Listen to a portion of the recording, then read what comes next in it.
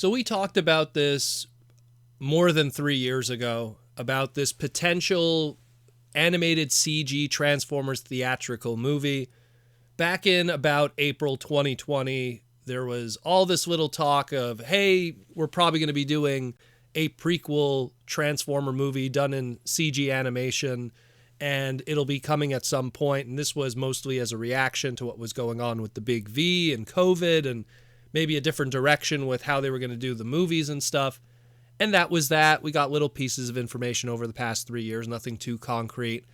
But today we have an interview from Collider, and they sat down with the producer of the past 7 live-action Transformer films, Lorenzo di Bonaventura, and he has a very close relationship with Michael Bay, with Steven Spielberg, and he was pretty much the consistent across all of these live-action films that we've had since 2007. And he sat down, obviously it was a Rise of the Beast interview, but they did touch on what's happening with this animated theatrical movie, because there is a planned release date for July 19th, 2024 next year. So it's not very far away, and yet we don't have a name for it or any information. So he pretty much talked a little bit about it. I'm going to be quoting him in some of this stuff, so it comes directly from him, and then we'll do a recap of more or less what he's referring to. It's going to be an origin story taking place on Cybertron. And to quote him here, he says, "We're hoping that there is enough emotional construct to this that it would lead to a trilogy, because personally, I think that it's naturally a trilogy. I don't always look to be doing multiple films, but this is naturally a trilogy, and it's around their relationship being Optimus and Megatron. So if you're going to see Cybertron in a way you've never seen it, that no one has ever seen before, because we're doing an animation and we're allowed to go really all out. If you tried to make a live action, it would probably be $1 billion movie or something." So that was his little quote there. The Collider interview says that they're using this trilogy to look at the life of planet Cybertron and do a deeper dive into Cybertronian society and the character development for these characters that the live-action films unfortunately lacked. Lorenzo continues to talk more about the Optimus origin journey within these movies that he's planning. He says here, and this is the quote, "It's not a coming-of-age story. I don't think you'd believe that in a way, but I would say that they're young men who are finding their path. Like I said, it's more than a tease. That's what the story is, and that's what the experience you're going to go through, and how they question society, just like all of us could question our society. We're maybe not as strong as Megatron or Optimus, so maybe we wouldn't take the same choices that they did, but I think it really is going to be an eye-opener for fans, and for non-fans, you're going to meet characters in their earliest iteration." So, interesting stuff with that. You know, there's this I guess this early kind of Optimus meets Megatron story, and I mean, it's kind of, you know, a war within, if you will, that early Orion Pax Optimus encounter and everything. So it's pretty interesting. Again, to recap, like, it's going to be a full CG movie. You know, that's the plan, animated full CG movie based on Cybertron. So probably no human characters, no doubt, which I think is fantastic personally. The movie will focus on the early days of Optimus Prime, I guess potentially an Orion Pax character, and Megatron, and how they developed into those characters that we know today, and how the war shaped them as people. They're also going to, says here, it also is going to, they're going to touch on the origin of the Transformers and their prehistory, if you will. So that's going to be pretty cool if they touch on Primus or the original 13 or something like that, and get into the really, you know, into the weeds of that kind of stuff. And he says here he really wants this to be really successful, this first movie, so it could kind of be a foundation for a trilogy of films to tell a bigger story. And again, set release date for theaters, July 19th, 2024. So very interesting stuff. Very interesting stuff.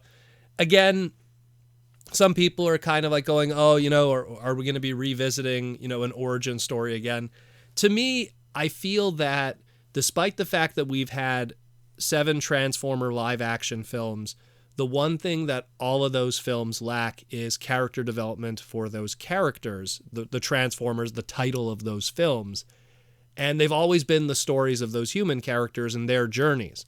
And this will finally give an opportunity to shed some light on, in all honesty, the marquee of these movies, which is the name of these movies are the Transformers, but they've never been the focus of any of these movies. It's always been the journey of those human characters.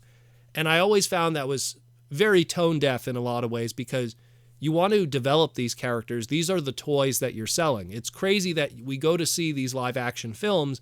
The focus is these human characters, and yet the human characters are not the merchandise that's being sold, the posters that are being sold, the action figures, the cups, the t-shirts, but yet they make up literally probably 80% of the movie compared to the 20% that the robots get. So it's something that, to me, this is an opportunity for them to finally put the Transformers front and center, develop those characters, give them 100% of the focus, and use that as a foundation for the mass audience to then be able to consume these characters and enjoy them and get to know them. Because it's sad to say, the average moviegoer who didn't really know Transformers very well and only knows Transformers through, let's say, maybe the live action movies, what do they know of Optimus Prime or Bumblebee? Practically nothing. They didn't have enough time with those characters in order to really develop any kind of a sense of who their characters were, the relationships. At most, they could say is Optimus Prime is crazy. He really rips people apart, and maybe Bumblebee might be a little crazy too. And that's about it. That's all you could really say. And it's something where, to me, this is a good opportunity to give people a 2-hour movie that focuses just on these robots, going deep into their character development, getting people to understand for the first time, as crazy as this sounds, for the first time to understand who these characters are, at least on a mainstream live action film kind of sense. Now, obviously, because it's animation, they don't have to, force in this, B-list celebrity actor or something that's going to be the main focus of the movie. And I mean, I think it's great. I think it's great. To people that are saying they're revisiting the well again, they're really not. If we're hardcore fans, we know all of this. We read the comics. We watched the cartoons. This is all new to us. I mean, this is all like old hat to us. But to a general audience, this is new stuff. And it'll be a good foundation because it'll make them be invested with these characters. And then you could build movies based off of that and not have to rely on human interactions, human stories, and everything like that, which in all honesty, I don't want. I've never wanted that. And none of us ever wanted that. And if you're a business like Hasbro, where you're selling the robots, you're selling the t-shirts, you're licensing the t-shirts, no one is buying a t-shirt with Shia LaBeouf on it.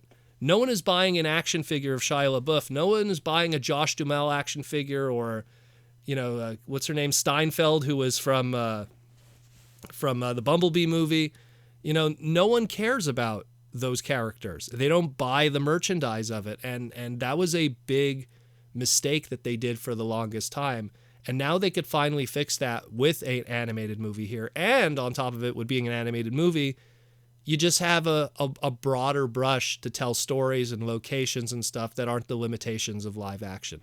That's at least what I think. Let me know what you think, guys. I'm excited about this. This could really be something big for Transformers and a better direction for the live action films to develop these characters and do new designs. And of course, new toys, new designs, new stuff to buy. But we'll see. Let me know what you think, guys. Pretty interesting. Otherwise, hopefully we'll get some more information because, dare I say, it's a year and a couple months away from it hitting theaters.